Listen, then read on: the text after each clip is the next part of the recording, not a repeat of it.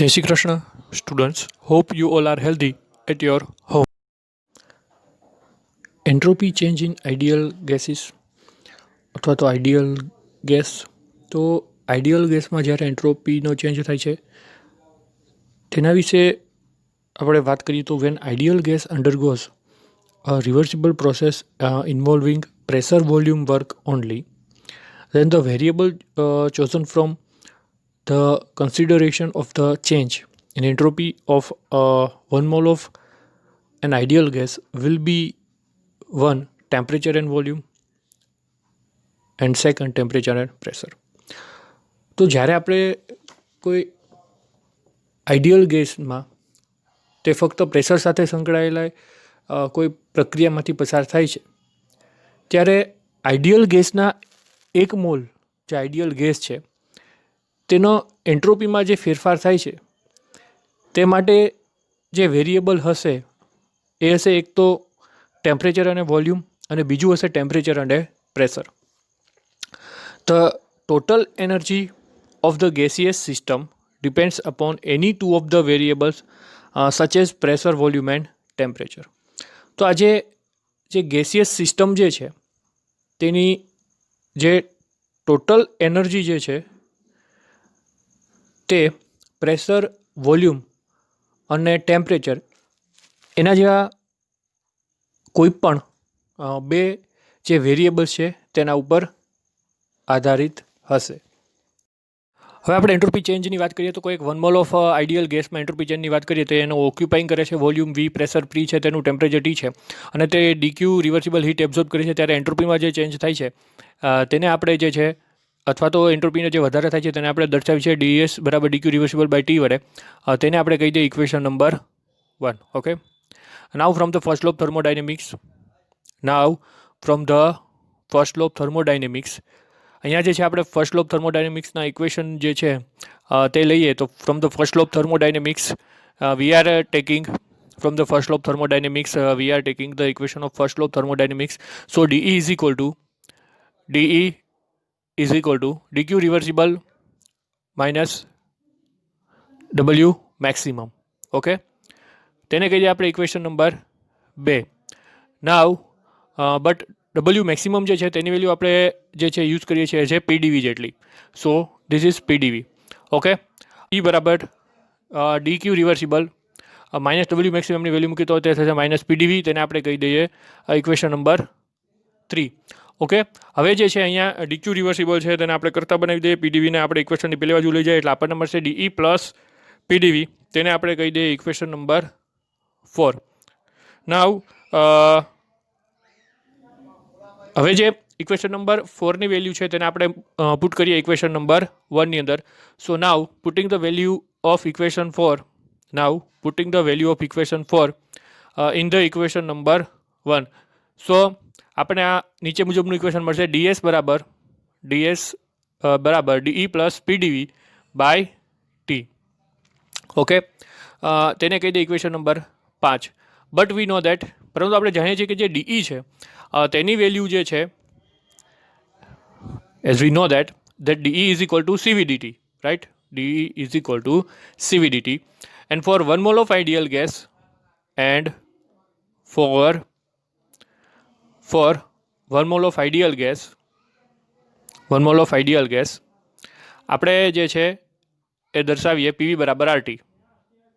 Ideal gas PV is equal to RT, એટલે કે આપણે જો તેને લખીએ તો આપણને કંઈક આ મુજબ મળશે P/T is equal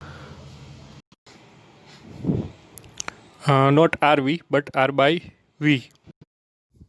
Using this value, so we are getting the above equation like this: ds is equal to CV dt by T plus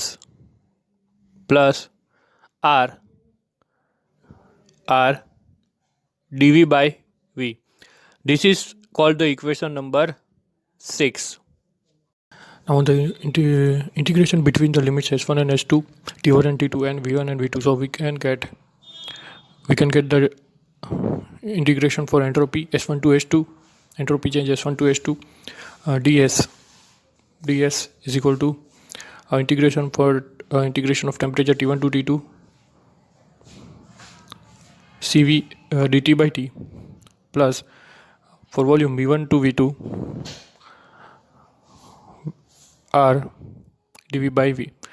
Now taking a log to the base E, so we can get delta S is equal to Cv ln T2 by T1 plus R ln V2 by V1.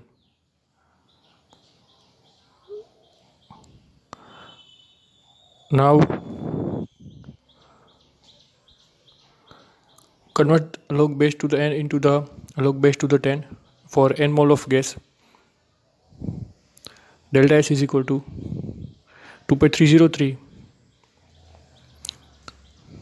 n Cv log T2 by T1 plus 2.303 nr log V2 by V1. This is called equation number 7.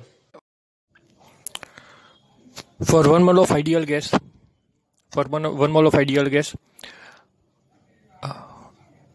taking convert log base to the e into log base to the 10, so we can get the equation delta S is equal to 2.303 Cv log T2 by T1 plus 2.303 R log V2 by V1.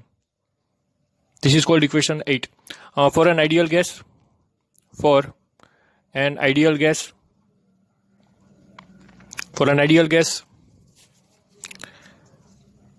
P1 V1 by T1 is equal to P2 V2 by T2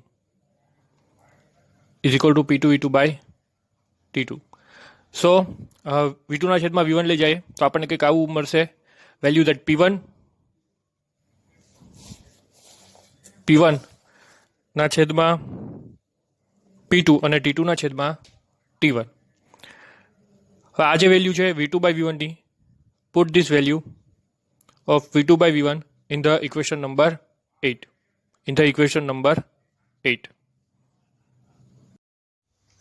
As we know that heat capacity at constant pressure and heat capacity at constant volume, SEM 4 ની અંદર આપણે એનો equation find out કર્યું હતું. So as we know that Cp minus Cv is equal to R. Now Cp બરાબર Cv ને પહેલી બાજુ લઈ જાય એટલે પ્લસ થઈ જશે Cv પ્લસ R. આ જે વેલ્યુ છે તેને આપણે આપણા ઇક્વેશન નંબર 9 ની અંદર આ વેલ્યુ છે પુટ કરવાની છે. સો નાવ from equation 9 delta S is equal to 2.303 Cp log T2 by T1 plus 2.303 R log P1 by P2 આપણે એને કહી દઈએ ઇક્વેશન નંબર 10. ઓકે, નેક્સ્ટ આ જ વસ્તુ જે છે જો આપણે n મોલ ઓફ ગેસનો ઉપયોગ અહીંયા કરીએ તો for n mole of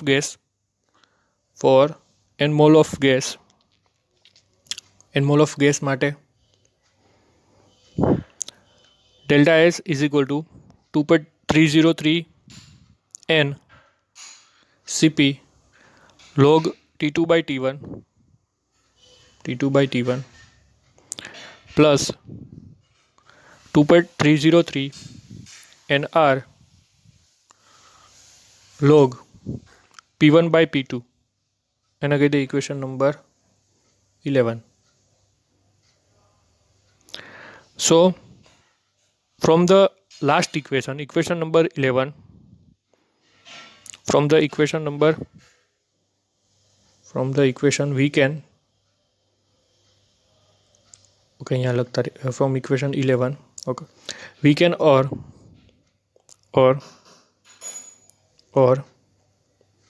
entropy change can be calculated.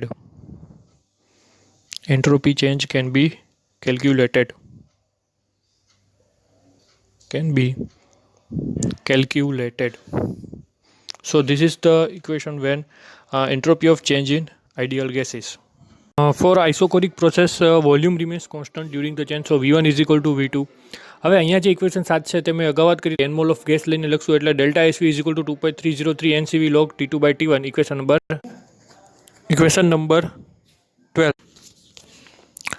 For isobaric process, in this process pressure remains constant during the change, so P1 is equal to P2. From equation 11 we are getting delta SP is equal to 2.303 NCP log T2 by T1 called equation number 30. For isothermal process, in this process temperature remains constant, so T1 is equal to T2, and from equation and 12 we are getting the following equations. Now so in an isothermal expansion, જો આપણે isothermal એક્સપાન્શનની વાત કરીએ તો V2 જે છે તેની value વધારે છે V1 કરતાં અને P1 જે હશે તે વધારે છે P2 કરતાં. સો ડેલ્ટા એસટી જે છે પોઝિટિવ મળશે અને આઇસોથર્મલ કોન્ટ્રેક્શન માથે જે છે તેનાથી ઉલટું હશે અને ડેલ્ટા એસટી જે છે તેની વેલ્યુ આપણને નેગેટિવ મળશે. So students, this is the end of this lecture. Next ટોપિકની વાત આપણે હવે પછીના લેક્ચરમાં કરીશું. Till then take care. Jai Shri Krishna.